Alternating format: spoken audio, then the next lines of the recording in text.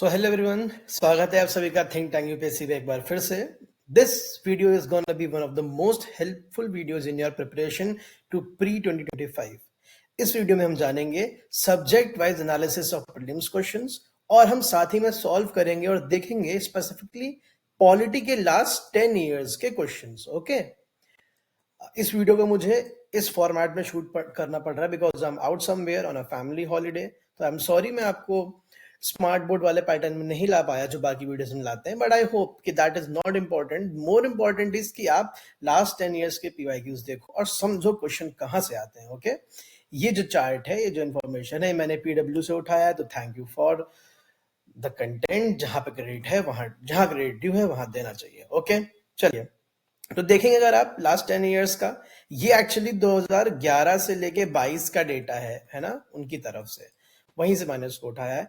सो polity से अगर आप देखोगे लगभग 16.7 मतलब हाईएस्ट परसेंटेज अगर अलॉटेड है तो वो पॉलिटी है। अगर आप देखोगे उससे ज्यादा सिर्फ इकोनॉमी एनवायरमेंट है, जो इकोनॉमी हम कवर कर रहे हैं ऑलरेडी। अगर आपने दोनों सीरीज अभी तक नहीं फॉलो करी है तो फॉलो करिए, polity revision through MCQs, economy revision through MCQs. Revision करते करते हम समझते भी हैं की कॉन्सेप्ट्स। ओके, ठीक है। तो आप जैसा देख सकते हैं बहुत ही भारी वेटेज है पॉलिटी का।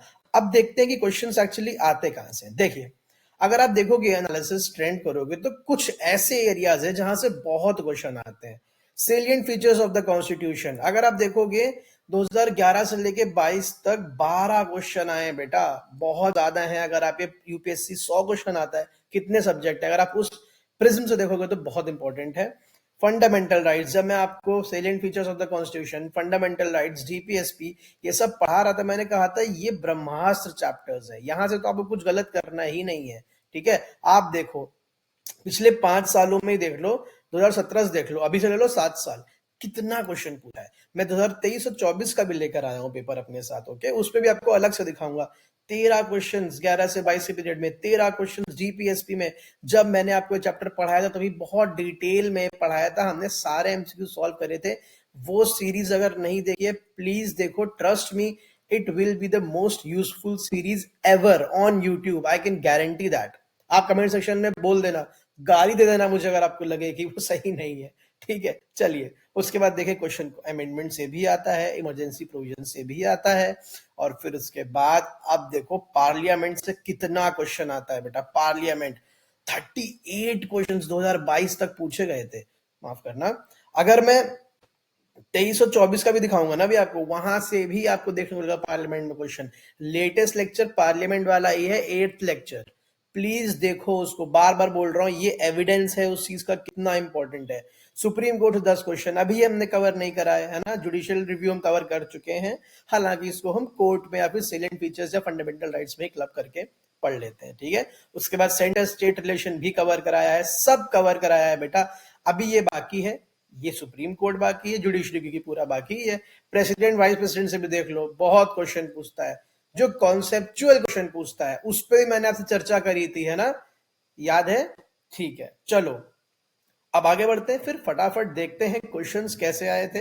ये था एक ब्रॉड ओवरव्यू कि कहां से क्वेश्चन आता है, कैसे आता है ना। अप्रोच आपको मालूम होनी चाहिए कि आप जो कर रहे हो वो टाइम वेस्ट तो नहीं है। इनपुट आउटपुट एनालिसिस बताई थी ना बेटा। चलो अब आ गया है वक्त देखने का, 1 मिनट। ठीक है, चलिए तो पहला क्वेश्चन देखते हैं। In the government of India act 1919 the functions of provincial government were divided into reserved and transferred subjects. देखो बताया था ना, 1919 का जो एक्ट था, गवर्नमेंट ऑफ इंडिया एक्ट, उसमें क्या ले आया था बेटा? डायरकी ले आई थी ना, याद है ना। बस वहीं से क्वेश्चन सॉल्व होगा। देखिए इस वीडियो का पर्पस ये नहीं कि आपको सिखाया जाए कि आपको पीवाईक्यूज दिखाया जाए लास्ट 10 इयर्स के, सोल्यूशन दिखाए, क्वेश्चन पूछता कैसे है, नेचर कैसा क्वेश्चन का होता है, आप जो पढ़ रहे हो वो काम का भी है या नहीं है। ठीक है, तो यहाँ पे अगर बहुत एक्सप्लेनेशन आपको हर चीज का देखना है तो आप हमारी सीरीज जाके देख सकते हैं, वहां पे डिटेल में सब कुछ एक्सप्लेन करा है विद एमसीक्यूज, है ना।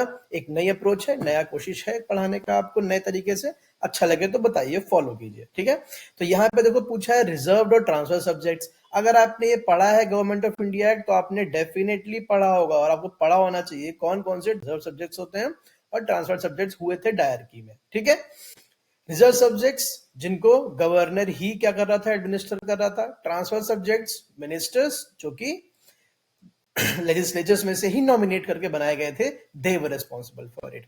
तो अगर आपको एक भी पता है इसमें कि लोकल सेल्फ गवर्नमेंट जो है वो ट्रांसफर्ड सब्जेक्ट था, तो आप टू एलिमिनेट कर दोगे। इसमें पूछ रहा है the government of India which of the word treated reserve ना, हाँ, तो आप टू एलिमिनेट कर दोगे, टू एलिमिनेट कर दोगे, टू एलिमिनेट कर दोगे, 1 3 4 आपको आंसर मिल जाएगा। ओके, एलिमिनेशन पहले बहुत यूजफुल था, अभी रिसेंटली 2023 में ट्रेंड चेंज करा गया है, नए पैटर्न ऑफ क्वेश्चंस भी ले आए जो आगे देखेंगे हम, ओनली 1, ओनली 2, ओनली 3। वहां से आपको समझना होगा कि you can not solely rely on elimination, ठीक है, but still elimination remains key. Okay, अब देखिए salient features. If a particular area is brought under fifth schedule of the constitution, which of the following statement best reflects the consequence of it? मैंने आपको बताया था fifth schedule क्या होता है, आपको जो शेड्यूल पढ़ाया था टीएस ऑफ ओल्ड पीएम, और उसमें स्पेसिफिकली आपको मैंने एक चीज पूछी थी कि फिफ्थ शेड्यूल और सिक्स शेड्यूल में फर्क क्या है। कई बच्चों को नहीं पता होता है, बस पढ़ते ही रहते हैं। देखिए, अगर आपको ट्राइबल एरिया को प्रोटेक्शन ही देना है तो आप फिफ्थ शेड्यूल में ही सारा दे देते हैं। क्यों सिक्स शेड्यूल में अलग से 4 सब्जेक्ट्स को, क्या नाम है, 4 सब्जेक्ट नहीं, 4 स्टेट्स को रखा गया? तो इसका आंसर क्या है भाई? इसका आंसर है कि सर फिफ्थ शेड्यूल में क्या है, फिफ्थ शेड्यूल में अगर आप नेचर ऑफ प्रोटेक्शन देखोगे तो बहुत ही पॉलिटिकल और इकोनॉमिक है। सिक्स शेड्यूल में जो भी आपको प्रोटेक्शन दिखेगा उसमें सोशियो कल्चरल और ट्रेडिशनल प्रोटेक्शन भी बहुत ज्यादा मिली हुई है, ठीक है, यही फर्क है दोनों में। ओके, इसका आंसर क्या होगा? This would prevent the transfer of land of tribal people to non tribal people, ठीक है, this would get a self governing body. नहीं, कहीं से भी इसका लेन देन नहीं है फिफ्थ शेड्यूल से। कन्वर्ट यूनियन टेरिटरी, बिल्कुल भी नहीं। States having such area, special category state. मुझे बताओ, स्पेशल कैटेगरी स्टेट और special category status to the states, दोनों में क्या फर्क है? ठीक है, चलिए। In the context of India, which of the following principles are implied institutionally? Implied का मतलब क्या हो जाता है भाई? कि अंडरस्टूड सी बात है। जैसे कि मैं कहूं कि 15,000 बच्चों ने प्रीलिम्स क्लियर करा, दो, इसमें इम्प्लाइड की क्या बात है? इम्प्लाइड बात यह है कि बाकी जो है आपके, मान लीजिए 5 लाख लोगों ने फॉर्म भरा है तो 4,85,000 फेल हो गए, है ना, ये इम्प्लाइड है। ओके, तो ये इम्प्लाइड का मतलब होता है पार्लियामेंट्री गवर्नमेंट में इम्प्लाइड क्या है? ओके, देखते हैं। Members of the cabinet are members of Parliament. Ministers hold the office till they enjoy confidence in parliament. Cabinet is headed by the head of state. अब देखो, मैं कहता हूं आपको दोनों ऊपर स्टेटमेंट नहीं आते, ठीक है, ट्रिकी है आपके लिए, कोई बात नहीं। आप ये पढ़ो, cabinet is headed by the head of state. नहीं भाई, हेड ऑफ स्टेट तो क्या होता है? प्रेसिडेंट होता है। और आप कैबिनेट कौन हेड करते हैं भाई साहब? पीएम, हेड ऑफ गवर्नमेंट, दोनों में फर्क है। तीसरा एलिमिनेट करा, तीसरा एलिमिनेट करा, आंसर आपको मिल गया है, ठीक है। देख रहे हैं आप खूबसूरती? यूपीएससी आपका लॉजिकल एप्टीट्यूड भी चेक करता है GS1 में इटसेल्फ, है ना, केवल नॉलेज नहीं। ओके, चलो। Which one of the following schedules of Indian Constitution contains provision regarding anti-defection? Tiers of old PM अगर याद है तो याद होगा, TEARS old LD PM, ठीक है। यहां पे मैं लिखूंगा तो थोड़ा सा मैसी हो जाएगा, बस आपको पता होना चाहिए टीयर्स ऑफ ओल्ड PM, ठीक है। ये हमारे शेड्यूल का क्या है? निमोनिक है, पहले ही वीडियो में बताया था। 10th शेड्यूल है एंटी डिफेक्शन का। The provisions in the 5th schedule and 6th schedule in the constitution are made in order to protect the interest of scheduled tribes, determine the boundaries between state, नहीं, बिल्कुल भी नहीं। determine the powers, authority and responsibility of panchayats, बिल्कुल भी नहीं।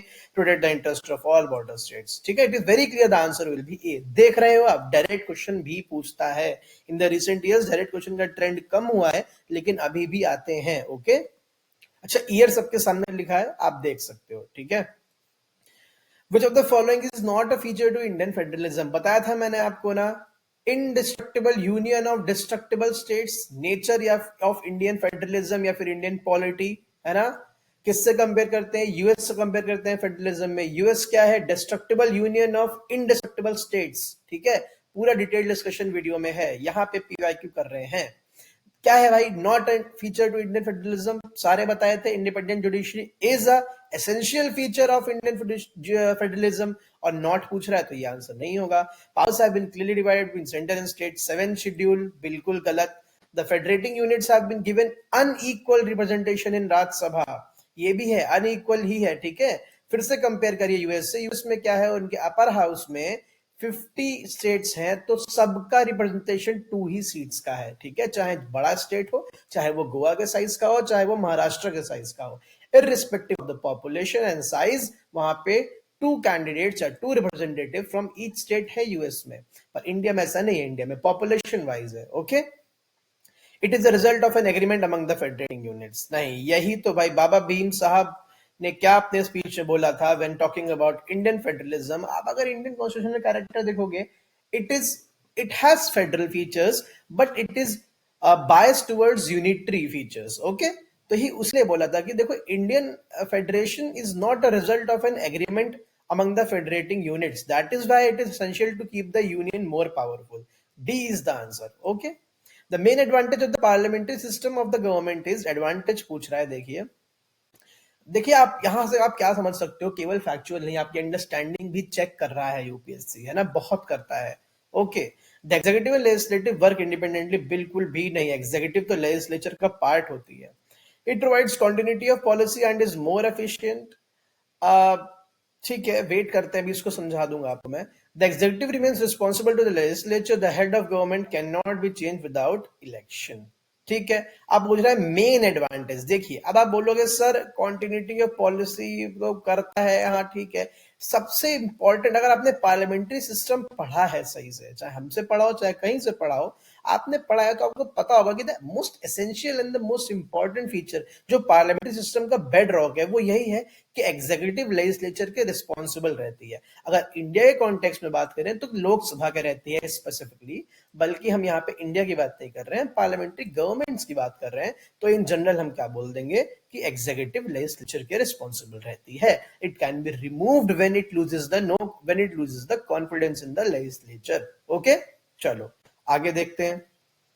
Which one of the following in Indian polity is an essential feature that indicates that is federal in character? अब 2021 में पूछा है भाई, देख रहे हो, फिर से फीचर्स पे क्वेश्चन आपको अक्सर देखने को मिलेगा। ठीक है, आपकी अंडरस्टैंडिंग चेक होती है। The independence of the judiciary is safe guarded, पहले ही आपको आंसर मिल गया। मैं आपको बताया था इंडिपेंडेंट, इंडिपेंडेंट और दूसरा क्या टर्म है, इंटीग्रेटेड जुडिशरी। यहीं पे सारा खेल हो जाता है, बच्चों को ये बेसिक्स ही नहीं पता होते हैं, है ना।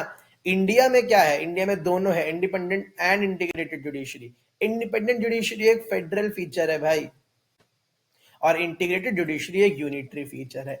इस लेवल की अंडरस्टैंडिंग आपको ले जानी है। आप देख रहे हो, अब ये क्यों है फेडरल और ये क्यों है यूनिटरी, ये पता होने के लिए आपको इंडिपेंडेंट क्यों है और इंटीग्रेटेड क्या होता है, दोनों आपको पता होने चाहिए, तभी आप अंडरस्टैंडिंग डेवलप कर पाओगे। ठीक है, तो मैं फिर से बोलूंगा, दिस वीडियो का पर्पस अलग है। आपको अगर पढ़ना है तो डिटेल्ड वीडियोस आपको रिवाइज पॉलिटी थ्रू एमसीक्यूज में मिल जाएंगी। आपको पहले बता दूं, रिवाइज इकोनॉमी थ्रू एमसीक्यूज भी लाइव है, परसों उसका दूसरा लेक्चर आ जाएगा मंडे को।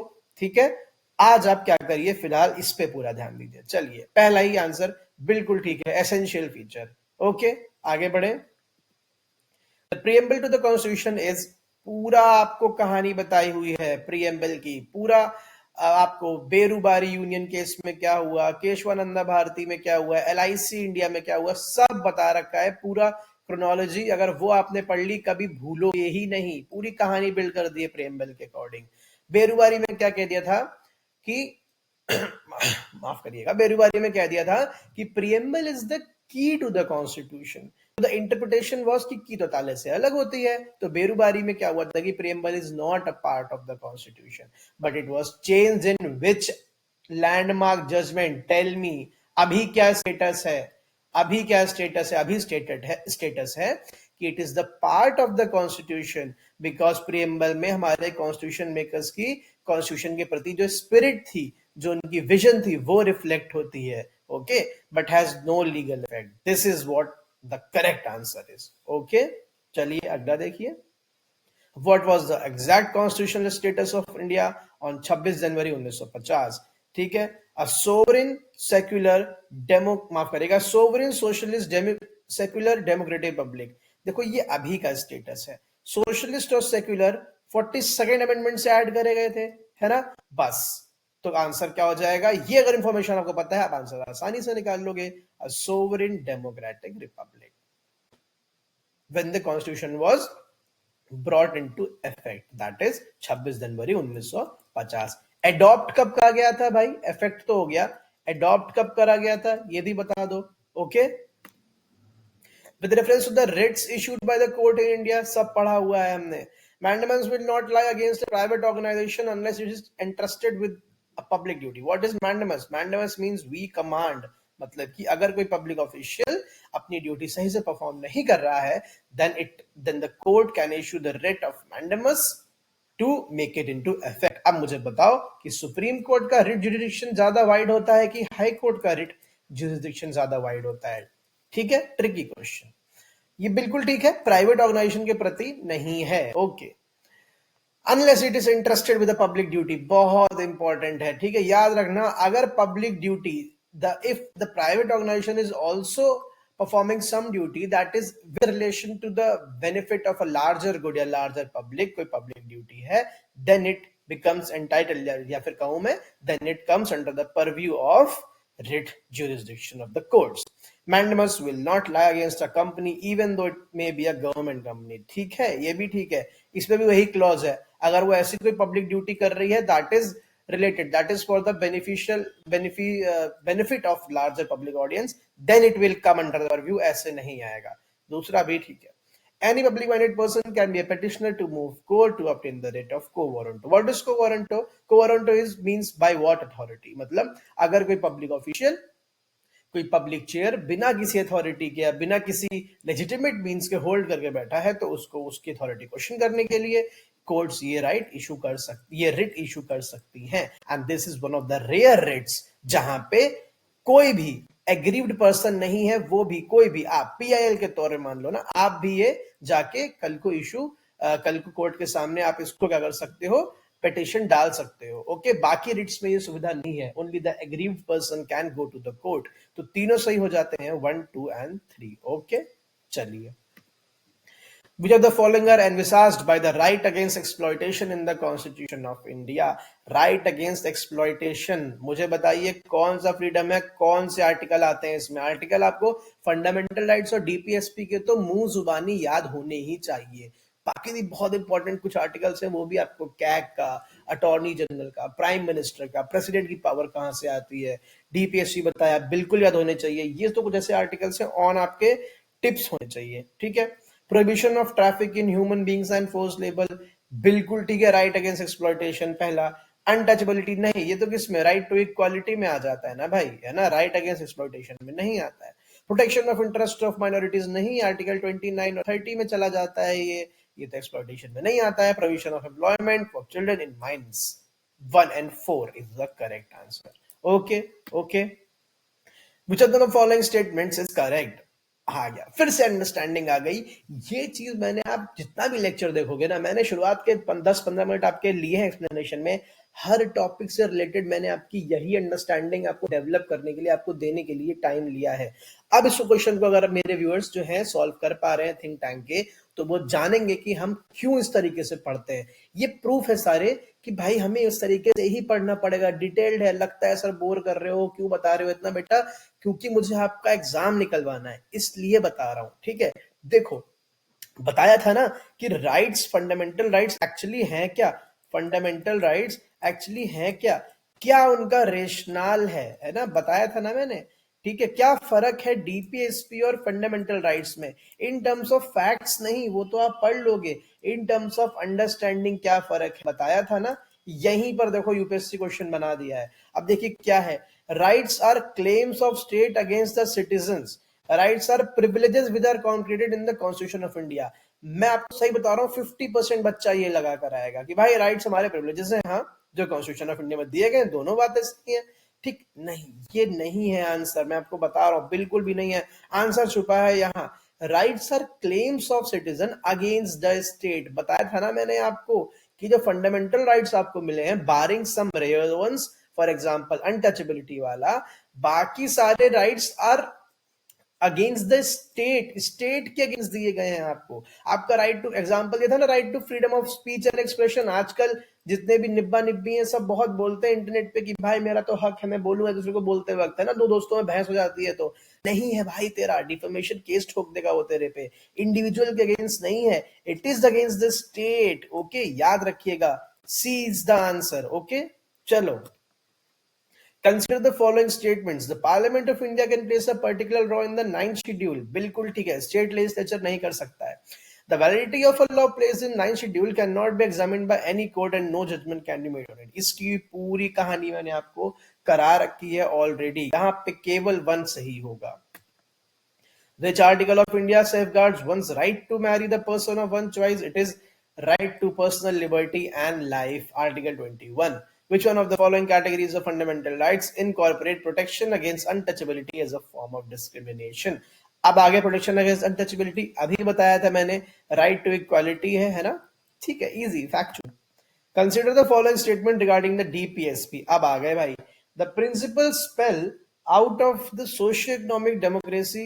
हाँ बिल्कुल ठीक है। देखो, एक और ये भी अंडरस्टैंडिंग में दिया था, एफआर में और डीपीएसपी में, माफ करना भाई, एफआर और डीपीएसपी में जो फर्क है वो एक one of the many factors, one of the many differences, एक ये भी है कि इनका नेचर क्या है, ये पॉलिटिकल प्रोटेक्शन देते हैं किसको बेटा, सिटीजन्स को अगेंस्ट द स्टेट। ठीक, डीपीएसपी का क्या है, they are socio economic, majorly socio economic in nature, और ये गाइडलाइंस है स्टेट्स को, ये स्टेट्स को दिए जाते हैं। ठीक है, स्टेट्स में जो बोलता हूं तो यूपी, बिहार, महाराष्ट्र, कर्नाटक वाले स्टेट्स नहीं, स्टेट बॉडी जो है गवर्नमेंट बॉडी होती है, गवर्नमेंट बॉडी माफ करना, एक टेरिटोरियल बॉडी होती है विद कॉन्स्टिट्यूशन, उस जो पॉलिटी वाला स्टेट है उसको, ठीक है, उसको इंस्ट्रक्शन एक तरीके से कि this you have to do for the benefit of, for the welfare of people. अभी नहीं कर सकते हो, कोई बात नहीं, जब टाइम मिले धीरे धीरे, जब रिसोर्सेस हो तब इसको, मतलब एक तरीके से ये क्या है, ये एक गोल सेट कर दिए लॉन्ग टर्म। ठीक, उन गोल्स को करोगे पूरा तो क्या होगा भाई, एक वेलफेयर स्टेट बनेगा। ठीक है, आप जितने भी डीपीएसपी हैं उनको उठा के देखना, आपको अब ये बात मेरी ज्यादा बेहतर समझ में आएगी। ठीक है, the provisions contained in these principles are not enforceable। ठीक है, they are not। कल को आपके डीपीएसपी कोई नहीं हो रहा है एम्प्लॉय, या फिर गवर्नमेंट नहीं कर रही है अप्लाई सरकार, तो आप उसके लिए कोर्ट नहीं जा सकते हो। ठीक है, बहरहाल आप फंडामेंटल राइट के वायलेशन में जा सकते हो। Under the Indian constitution concentration of wealth violets. आप बताओ मुझे भाई, यहां भी क्या है, आर्टिकल 39 आ जाता है डीपीएसपी का। ठीक है, okay, B is the answer. अगला क्वेश्चन देखते हैं, which principle among the following was added to the DPSB to the Constitution by the 42nd Amendment Act 1976? 42nd Amendment Act के बारे में कौन नहीं जानता है। ठीक है भाई, मिनी कॉन्स्टिट्यूशन कहते हैं इसे, बहुत मेजर चेंजेस करे थे, some were good, some were disasters for our constitution. कौन सी सरकार थी बताइएगा भाई। एक अच्छे चेंजेस में ये भी है, participation of workers in the management of the industries. ठीक है, 43A आर्टिकल ऐड करा गया था, और कौन सा आर्टिकल ऐड करा गया था भाई, 39A भी इसी ने डीपीएसपी में ऐड करा था, फ्री लीगल एड, जिसके तहत हमें क्या देखने को मिलता है, नलसा। एक ये भी एग्जांपल है ना, कि भाई क्या करना है हमें, डीपीएसपी को धीरे धीरे इफेक्ट में लाना है। ठीक है, नलसा क्या करता है, फ्री लीगल एड प्रोवाइड करता है। बताइएगा कौन से एक्ट से आया, क्या प्रोसेस रहता है। कमेंट सेक्शन में बात करते रहा करिए। वीडियो अच्छा लग रहा है, बुरा लग रहा है, कोई भी रिकमेंडेशन है, कोई भी क्वेरी है, कोई भी सजेशन है, कुछ भी है, तारीफ भी करनी है तो भी कर सकते हो, कोई बात नहीं। ठीक है, उसके अलावा 48A भी लाया गया था। अच्छा, एक और एग्जांपल बताओ इसका, जो डीपीएसपी से उठा के इंप्लीमेंट करा गया हो, बहुत बड़ा एग्जांपल है, कॉन्स्टिट्यूशन में इंक्लूड कर दिया गया है विद अमेंडमेंट। अब चलो मैं ही लिख दूंगा, फिर आपको बताओगे, चलो आप बताना। ठीक है, B is the right answer. चलिए, with reference to the provisions contained in part 4। अब देखो, पार्ट 2 पता होने चाहिए, पार्ट 4 पता ही नहीं है क्या होता है तो कैसे आंसर करोगे। क्या है भाई पार्ट 4, डीपीएसपी है भाई। पार्ट 3 है फंडामेंटल राइट्स, पार्ट 4 है DPSP, directive principles of state policy. कौन से करेक्ट है, they shall be enforceable by courts, पहला ही गलत, यहां से ये गया, यहां से ये गया। ठीक, अब दो तो सही है ही है, पढ़ना है तो पढ़ लो, नहीं पढ़ना है तो भी कोई बात नहीं, आपको ऑप्शन से पता है 2 सही है। The principles laid down in this, देखो अब मैं आपको कोई चीटिंग करना नहीं सिखा रहा हूँ कि ये पढ़ लो या पढ़ लो, छोड़ दो उसको तो सही होगा, या फिर मैं आपको कोई काम चोरी नहीं सिखा रहा हूँ भाई। 2 घंटे का टाइम, 100 क्वेश्चन, अब वो टाइम नहीं रह गया जब डायरेक्ट क्वेश्चन पूछे यूपीएससी बहुत ज्यादा। तो ये सब टाइम सेविंग टेक्निक्स है, इनको आपको इनकॉर्पोरेट करना पड़ेगा अपने पे, है ना, अपने प्रैक्टिस में लाना पड़ेगा। ठीक है, जहां भी टाइम बज रहा है बेटा, 10 सेकंड का भी टाइम बज रहा है ना, बचाओ, मैं कह रहा हूं। ठीक है, ये 10-10 सेकंड जोड़ के अगर आखिरी में 2 मिनट भी आपको मिल गया ना एक्स्ट्रा, यहीं पे एग्जाम निकल जाएगा, इस बात को याद रखना। The principles laid down in this part are to influence the making of laws by the state. बिल्कुल ठीक है, कोई ऑब्लिगेशन नहीं है स्टेट पे, but they influence the law making. RTE को ले लो, राइट टू एजुकेशन एक्ट, कौन से आर्टिकल से इन्फ्लुएंस था मुझे बताइएगा. ओके, चलिए. A bill amending the constitution requires a prior recommendation of the president of India. मैंने आपको बताया था भाई अपने वीडियो में, ऐसे याद कर लो कि कॉन्स्टिट्यूशनल अमेंडमेंट बिल के लिए ना, बिल अमेंडिंग द कॉन्स्टिट्यूशन, हाँ, कॉन्स्टिट्यूशन अमेंडमेंट बिल के लिए प्रेसिडेंट के पास कोई पावर ही नहीं. President literally becomes powerless if we talk in layman language. ना उसको रिकमेंडेशन के लिए बोला जाता है, ना ही वो रिजेक्ट कर सकता है, ना ही वो रिकंसिडरेशन के लिए भेज सकता है. अगर उसके पास ये बिल चला गया तो उसको रिकमेंडेशन उसको एसेंट देनी ही देनी है. ये भी एक अमेंडमेंट ने ही करा था, मैं फिर से लिखने वाला था, अमेंडमेंट ने ही करा था. बताइए भाई कौन सा अमेंडमेंट है ना. चलो, when a constitution requires a prior recommendation, नहीं, गलत हो गया ना, तो 1 गया. You have your answer, that is 2 and 3. But यहाँ पे हम पेपर नहीं सॉल्व कर रहे हैं, यहाँ मैं आपको थोड़ा बता सिखा भी रहा हूँ, इसलिए एक बार पढ़ लेंगे. When a constitution amendment bill is presented to the President of India, it is obligatory for him to give his or her assent. अभी बताया मैंने आपको, 2 सही है. A constitution amendment bill must be passed by both Lok Sabha and Rajya Sabha by special majority. No provision for joint sitting. बिल्कुल ठीक है, कोई प्रोविजन नहीं है. आगे बढ़ो. An amendment to the Constitution of India can be initiated by introduction of a bill in the Lok Sabha only. No, बिल्कुल भी नहीं. अच्छा, इस वीडियो में मैं आपको बताया था ना, पार्लियामेंट तक हमने पढ़ा है अभी अपने लेक्चर्स में, तो हम इसमें पार्लियामेंट तक के ही पीवाईक्यूज क्या आपके लिए लेकर आए हैं, है ना. इसके बाद एक पार्ट 2 वीडियो भी आएगा, उसमें हम आगे के ले आएंगे. ठीक है, यहाँ पार्लियामेंट तक के पीवाईक्यूज हैं.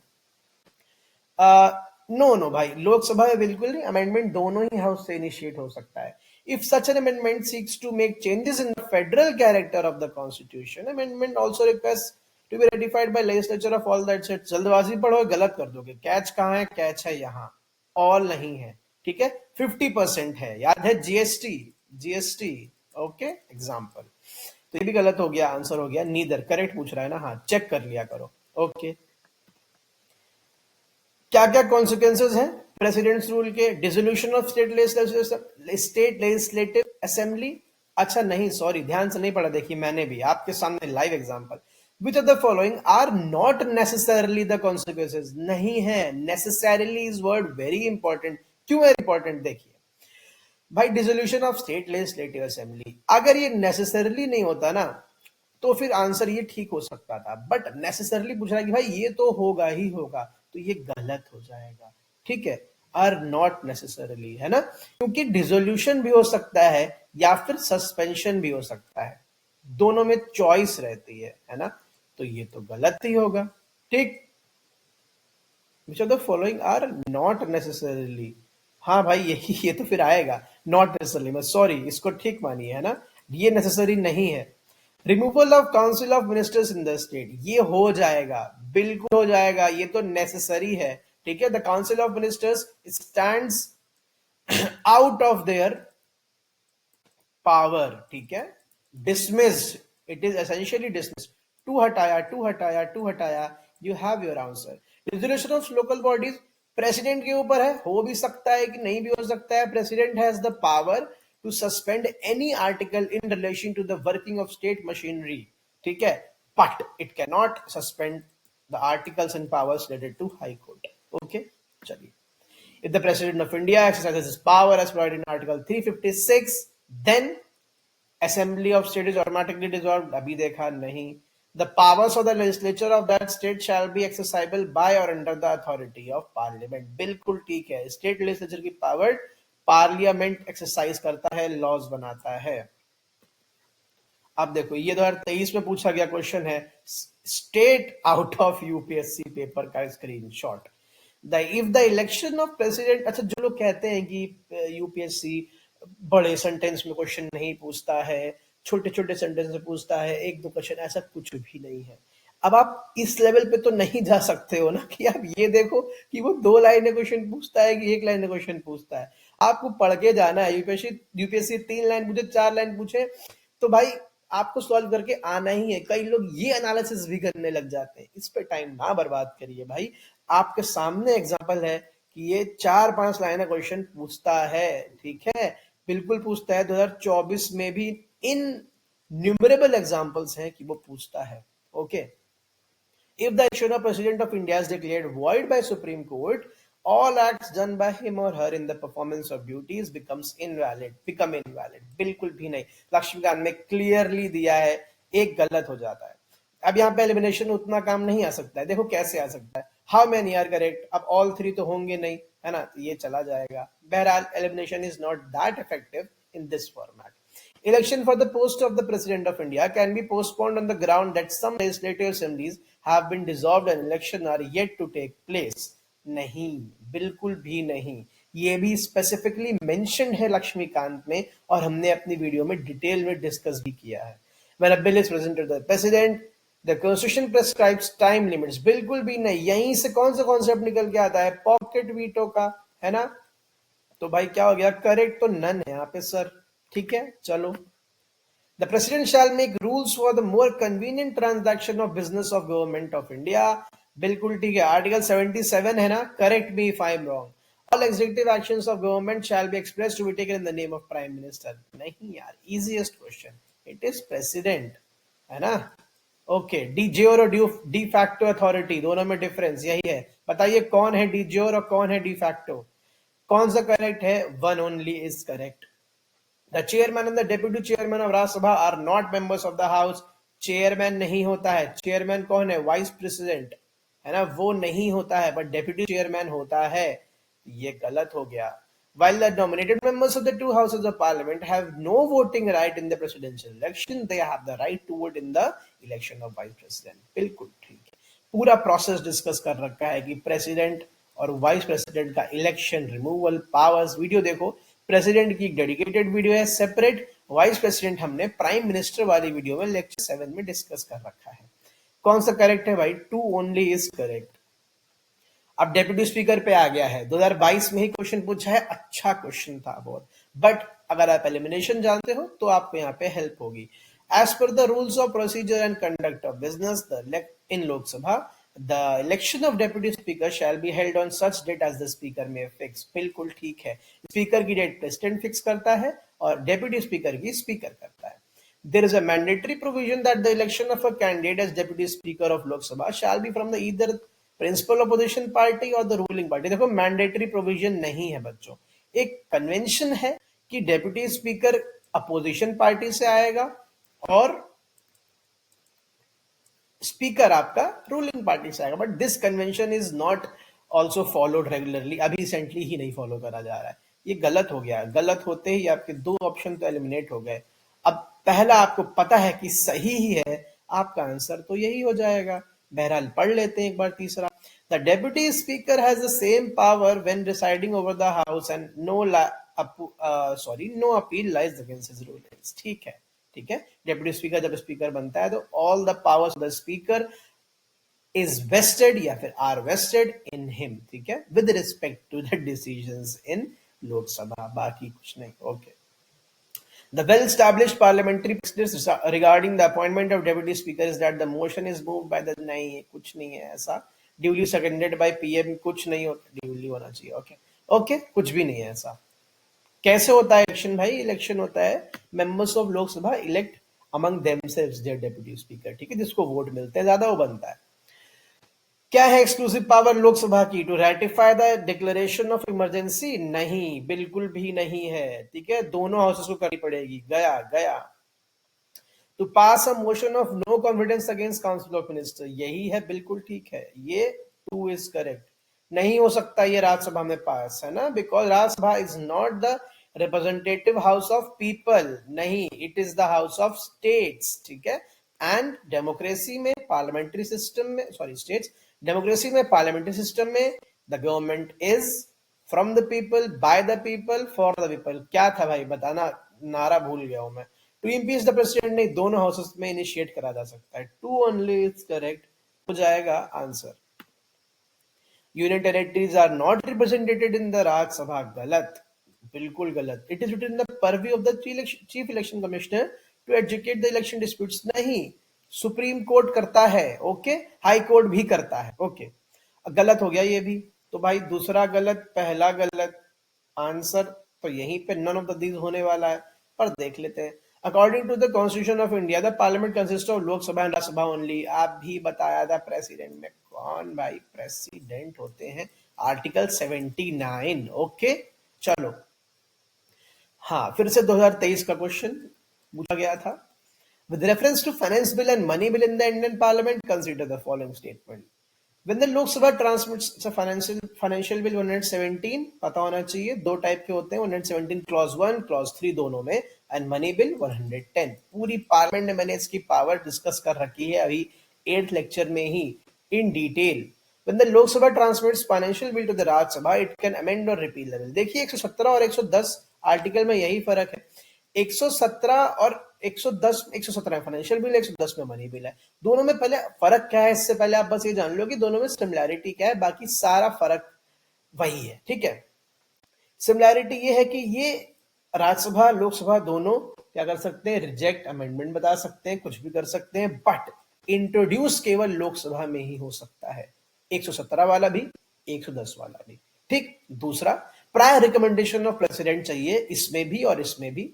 इसमें जो क्लॉज 1 वाला है उसमें रिकमेंडेशन है, इसमें 3 वाले में क्या क्लॉज है, कुछ नया ही क्लॉज डाल दिया है, वो है कि जब बिल पास हो रहा होगा उस समय प्रेसिडेंट को क्या है, उस हाउस को एक तरीके से रिकमेंडेशन देने की एट द पासिंग स्टेज जरूरत है। ठीक है, कुछ इतरंगी ही क्लॉज है बस, but it is what it is. Okay ठीक है, बाकी सारे रिस्पेक्ट्स में जो फाइनेंशियल बिल है वो ऑर्डिनरी बिल्स की तरह ही होता है। मतलब आपका Rajya Sabha can make amendments and can reject the bill. Okay clear, तो ये हो जाएगा सही। When the Lok Sabha transmits, it can. बिल्कुल, when the Lok Sabha transmits money bill to Rajya Sabha, it cannot amend or reject the bill. It can only recommendations. ये तो बिल्कुल ठीक है, मनी बिल आप सब ने पढ़ा होगा। In the case of disagreement between Lok Sabha and Rajya Sabha, there is no joint sitting for money bill। यहाँ तक तो बात बिल्कुल ठीक है, बिकॉज राज्यसभा के पास पावर्स ही नहीं है उसको रोकने की। But a joint sitting becomes necessary for financial bill. देखो it can be but necessary नहीं होती है ना। अगर उन्होंने ऐसे बिल पास करे तो क्या दिक्कत है, तो ये भी गलत हो गया। ओनली वन, ओके करेक्ट क्या है, only one. When a bill is referred to a joint sitting of both the houses of parliament, it has to be passed by। भाई यहाँ पे जब दोनों हाउस की क्या होती है, जॉइंट सिटिंग होती है लोकसभा और राज्यसभा की, तो सिंपल मेजोरिटी चलती है by of the members present and voting. अब आप कहोगे सर लोकसभा में ज्यादा होते हैं, करीब 543 लोग हैं, इसमें 250 हैं, तो इनका तो बोलबाला हो जाता होगा, यही इनका ही बोलबाला होता है। ठीक है, जो चाह रहा होता है लोकसभा वो हो जाता है। The Parliament of India exercises control over functions of Council of Ministers through adjournment motion। बिल्कुल ठीक, पूरा डिटेल ने बताया, वेरी इंपॉर्टेंट। क्वेश्चन आर भी बिल्कुल ठीक, सप्लीमेंट्री क्वेश्चंस भी बिल्कुल ठीक। क्वेश्चन आर में पढ़ाया था ना मैंने, स्टार्ड एंड अनस्टार्ड क्वेश्चंस, कंफ्यूज नहीं होना है वहां पे, कॉन्सेप्ट पूरा याद रखना है। ओके, स्टार्ड क्वेश्चन में है स्कोप सप्लीमेंट्री क्वेश्चंस का, क्या अनस्टार्ड क्वेश्चंस में भी स्कोप है सप्लीमेंट्री क्वेश्चंस का, बताइए मुझे। तो तीनों ही ठीक है। ओके, समझ में आया सब कुछ आपको, कोई दिक्कत तो नहीं हो रही है अभी तक, हो रही हो तो बताइएगा, उस दिक्कत को दूर करा जाएगा। With reference to the Parliament of India, consider the following statements. A private member's bill is a bill presented by a member of parliament who is not elected but only nominated। नहीं, elected तो है but he और she is not a part of council of ministers, वो होता है private member. ठीक है, तो ये स्टेटमेंट गलत हो जाएगा। Recently a private member bill has been passed in the parliament for the first time. देखिए 2017 में ये क्या था, एक तरीके से करंट ओरिएंटेड था या करंट से इंस्पायर्ड था, बट अगर आपने उस समय भी करंट में नहीं पढ़ा और आपने लक्ष्मीकांत बुक सही से फॉलो करी है तो आपको पता होगा कि बहुत पहले लगभग 12-13 बिल्स जो है वो प्राइवेट मेंबर के आ चुके हैं, पास हो चुके हैं। तो फिर ये स्टेटमेंट ऐसे भी आप गलत कर सकते थे with the use of logic. ठीक, तो दोनों गलत हो गए भाई, डी हो गया आंसर। ओके, अब क्या हो गया, अब हो गया कि according to the constitution of India person who is eligible to vote can be made a minister in a state for 6 months even if he or she is not a member of legislature। अब ये देखा, ये point पढ़ा था बिल्कुल, अरे ये तो होगा टिक लगा कर आगे, नहीं ध्यान दो। ठीक, केवल एलिजिबल टू वोट नहीं होगा, this is one of the criteria कि आपका उस कॉन्स्टिट्यूंसी की इलेक्शन रोल में क्या होना चाहिए, आपका नाम होना चाहिए इलेक्टोरल रोल में। बट एलिजिबल टू वोट आप 18 प्लस होते हो जाते हो, लेकिन आपको लेजिस्लेचर ऑफ स्टेट में जाने के लिए 25 प्लस होना पड़ता है भाई, है ना। ठीक है, तो ये यहीं पे गलत हो जाएगा। ओके, समझे आप? बाकी ये वाला पॉइंट ठीक है, even if she is not a member of legislature of state, ठीक, 6 मंथ्स के लिए आप बना सकते हो। बाय दैट टाइम ही और she has to get elected from either ways. अगर लेजिस्लेचर है केवल एक ही हाउस है, वहां से भी आ सकता है, अगर 2 हाउसेज है उस स्टेट में, वहां से भी आ सकता है, बट पार्ट होना चाहिए लेजिस्लेचर का, चाहे नॉमिनेट होकर चाहे आए, चाहे इलेक्ट होकर आए। Same in the case of union also, parliament also. तो ये गलत हो गया भाई। According to the RPA 1951, a person convicted of a criminal offense, Rahul Gandhi की याद आई स्टेटमेंट पढ़ के, ये डिफेमेशन केस लास्ट ईयर का 2023 का, ठीक है। चलिए, a person convicted of a criminal offense and sentenced to imprisonment for 5 years is permanently, नहीं, दो बातें, एक तो 2 years और परमानेंटली नहीं भाई, 6 साल के लिए होता है। लक्ष्मीकांत पढ़ोगे उसमें ये वाला पॉइंट नहीं मिलेगा, ठीक, कि 6 साल के लिए होता है डिस्क्वालीफाई। एक और पॉइंट नहीं मिलेगा, इस 6 साल को इलेक्शन कमीशन कम कर सकता है, ठीक है, ठीक, ये दोनों बातें नहीं मिलेंगी। तो दोनों गलत हो गया ना भाई, आंसर हो गया नीदर। ठीक भाई, पूरी बात समझ में आई कि नहीं आई ये बताइए। अब थैंक यू हो गया है, लेकिन थैंक यू से ज्यादा ज्यादा इंपॉर्टेंट क्या है कि आप प्लीज क्या कर दीजिए, सब्सक्राइब कर दीजिए।